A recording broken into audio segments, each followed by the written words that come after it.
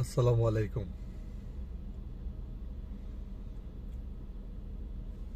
গভীর রাতে পাকিস্তানিরা যখন ঘুমিয়েছিল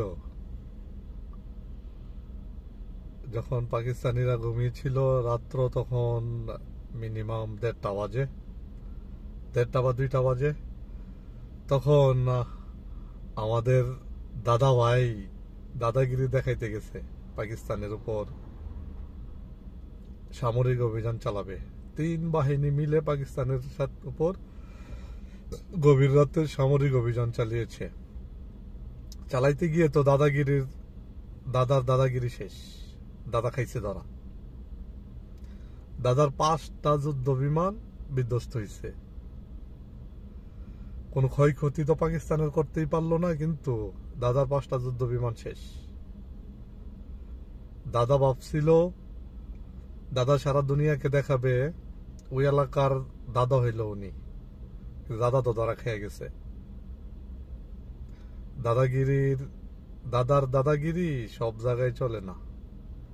গত 16টা বছর বাংলাদেশে দাদাগিরি দেখাইছো, ভাবছো পাকিস্তানের সাথে দেখাবা?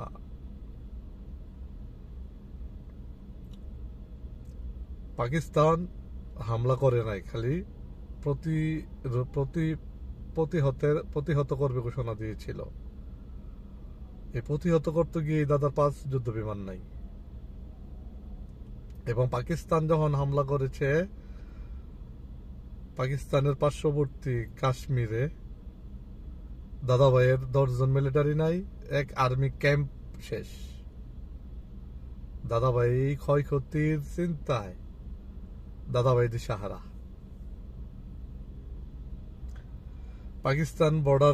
পাকিস্তান যখন হামলা করার প্রস্তুতি নিচ্ছে, তখন দাদা ভাইয়ের সৈনিকেরা সাদা পতাকা উঠিয়ে আত্মসমর্পণ। দাদা ভাই সব জায়গায় দাদাগিরি চলে না। হামলা করলো দাদা ভাই। ইন্ডিয়ার দাদাগিরি সব দেশের সাথে চলে না যে পাকিস্তান সেটা প্রমাণ করে দিল। হামলা করলো ইন্ডিয়া আগে। পাকিস্তান যখন ফের হামলা করার প্রস্তুতি নিচ্ছে, তখন দাদা ভাই আপনার মিলিটারিরা সাদা পতাকা উত্তোলন করে আত্মসমর্পণ করেছে। এটাই কি দাদাগিরি?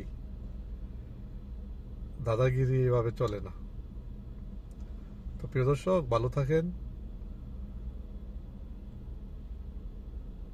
সাবধানে থাকবেন, সতর্ক অবস্থায় থাকবেন, এই শুভকামনায়। আসসালামু আলাইকুম।